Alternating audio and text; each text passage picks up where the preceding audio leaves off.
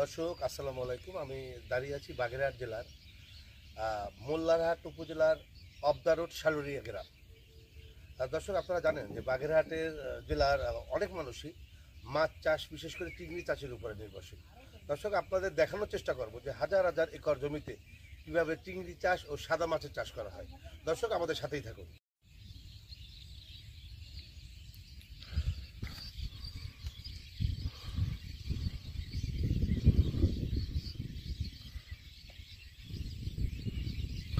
বন্ধুরা আপনাদের দেখানোর চেষ্টা করছে, দেখেন রাস্তার দুই ধারে কি সুন্দর হাজার হাজার একরে আপনার মাছের চাষ করা হচ্ছে। হাজার হাজার একর, আসলে বিস্তীর্ণ এলাকা জুড়ে এই মাছের চাষ। বাগেরহাট, প্রত্যন্ত বাগেরহাট জেলার ম্যাক্সিমাম উপজেলায় এই মাছের চাষটি হয়।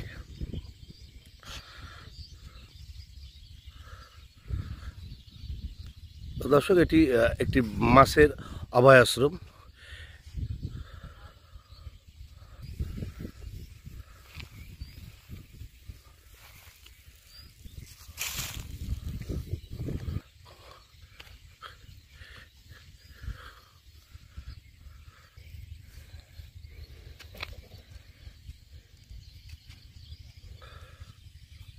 আমরা কথা বলার চেষ্টা করতেছি এখানে এক বাসিন্দার সাথে, দেখি উনি এই মাছটার সম্বন্ধে কি বলেন।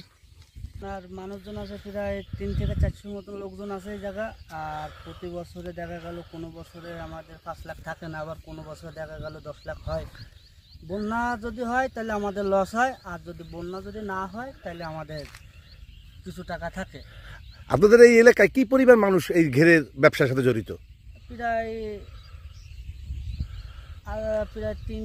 12 থেকে 14,000 লোক।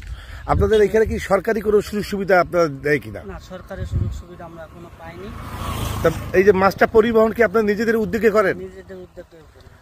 এটা রক্ষণাবেক্ষণ করেন কিভাবে? মাছটা তো প্রথম ধরেন, ধরার পরে এটা কি সাথে সাথে বিভিন্ন এলাকায় পাঠান, না এটা রক্ষণাবেক্ষণ করেন আপনার? এটা হচ্ছে আমরা মনে করেন প্রথম মাছটা ধরা হয়, ধরার পরে আমরা যে করি যে এই মাছটা কোথায় পাঠাইলে কি হবে। এই মাছটা আমাদের ফকিরাত ফলতিটা বটতলায় পাঠানো হয়, ওই জায়গাতে বিভিন্ন জায়গায় দেওয়া হয়। এক কথা এখানে মানুষ আসলে এই মাছ এবং কৃষিকাজের উপরে নির্ভরশীল। জি জি, ধন্যবাদ ভাই আপনাকে।